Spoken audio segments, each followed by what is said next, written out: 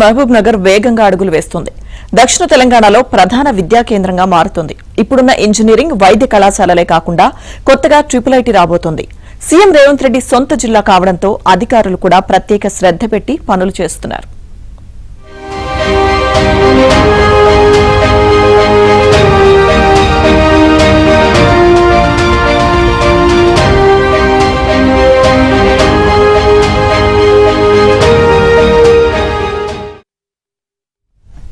సొంతగడ్డ మహబూబ్ నగర్ ను విద్యానిలయంగా మార్చేందుకు సీఎం రేవంత్ పెద్ద ఎత్తున నూతన విద్యాలయాల స్థాపనకు శ్రీకారం చుడుతున్నారు. ఇప్పటికే కొడంగల్, కోస్కీలతో పాటు మహబూబ్ నగర్ లో పలు విద్యా సంస్థలకు ఆమోదం తెలిపారు. పాలమూరు జిల్లా కేంద్రంలో ట్రిపుల్ ఓకే చెప్పారు. 4 కోర్సులతో ఈ విద్యా సంవత్సరం నుంచే బాసర ట్రిపుల్ అనుబంధ కళాశాలగా ప్రారంభం కానుంది. ఇక ఇందుకు స్థానిక ఎమ్మెల్యే ఎల్లమ్మ ఆధ్వర్యంలో ఉన్నతాధికారులు కసరత్తు చేస్తున్నారు.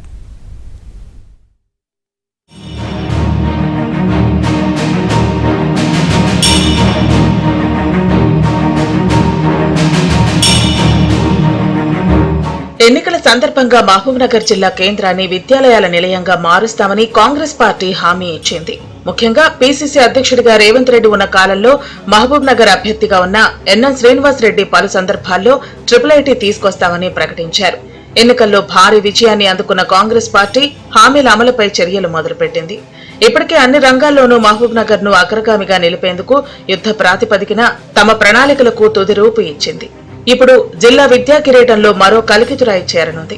ఇప్పటికే న్యాయ, ఇంజనీరింగ్ కళాశాలలు, ఏటీసీ, స్కిల్ డెవలప్మెంట్ సెంటర్ మంజూరు కాగా రాగల విద్యా సంవత్సరం నుంచి ట్రిపుల్ కళాశాల ప్రారంభం కానుంది.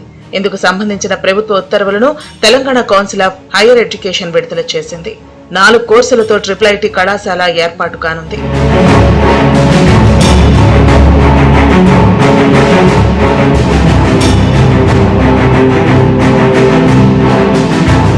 కళాశాల కోసం నూతన బైపాస్ బండమీదిపల్లి వద్ద స్థలాన్ని ఫైనలైజ్ చేశారు. దీంతో ఎమ్మెల్యే ఎన్ఎన్ శ్రీనివాసరెడ్డి హర్షం వ్యక్తం చేశారు. మహబూబ్ నగర్ ను రాష్ట్రంలో నెంబర్ 1 గా ఉంచటమే తన లక్ష్యమన్నారు.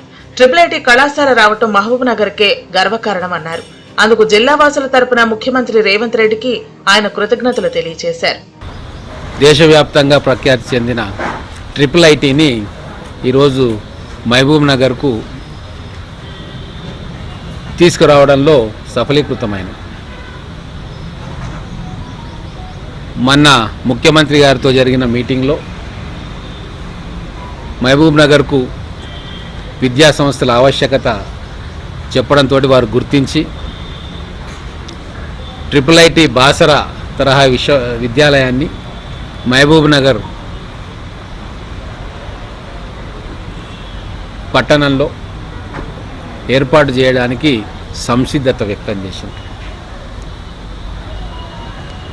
ఇది మొత్తం ఉమ్మడి మహబూబ్ నగర్ జిల్లాలోని విద్యార్థులకు, వారి తల్లిదండ్రులకు, విద్యా ప్రేమికులకు అందరికీ కూడా ఒక శుభవార్త. విద్యా సంవత్సరం మొదలయ్యే నాటికి తరగతులు నిర్వహించాల్సి ఉన్నందున త్వరగా నిర్మాణాలు పూర్తి చేయాలని నిర్ణయించారు.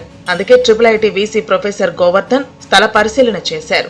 ప్రస్తుతం పాలమూరు జిల్లాకు ఒక కలికితురాయిగా మరి ఒక ఫిదర్ అనేది మనకు యాడ్ అయింది.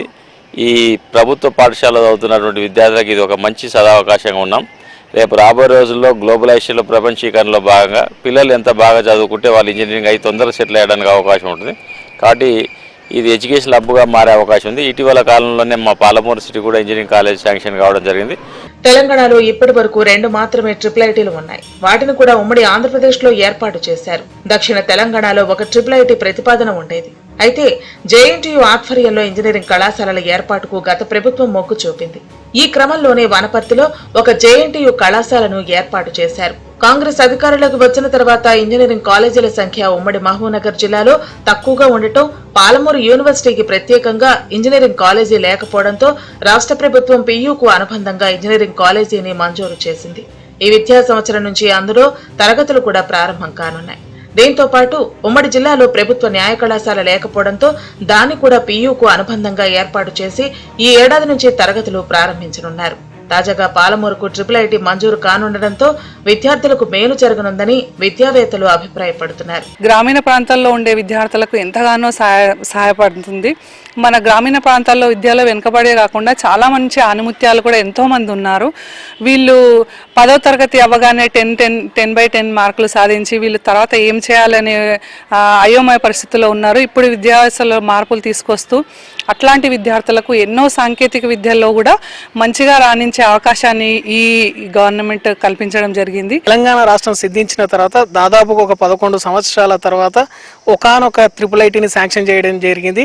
అది కూడా మా పాలమూరు జిల్లాకు శాంక్షన్ చేయడం జరిగింది. ఒకప్పుడు వలసల జిల్లాగా పేరు పొందిన పాలమూరు జిల్లా నేటి ఈ IIIT రాకతో ఇప్పుడు ఈ ప్రస్తుత సమాజంలో డేటా సైన్స్ కానీ, డేటా అనలిటిక్స్ కానీ, ఆర్టిఫిషియల్ ఇంటెలిజెన్స్ కానీ రాజ్యం వెళ్తున్న తరుణంలో IIITని శాంక్షన్ చేయడం వల్ల మా పాలమూరు జిల్లాలోని గ్రామీణ విద్యార్థులకి, అలాగే పేద విద్యార్థులకి, గవర్నమెంట్ స్కూల్లో చదువుకునే విద్యార్థులకి ఎవరైతే మండల్ వైజ్లో టాప్ 3 ర్యాంకర్స్ ఉంటారో వాళ్లకు మాత్రమే ఈ IIITలో ప్రవేశాలు అనేవి ఉంటాయి.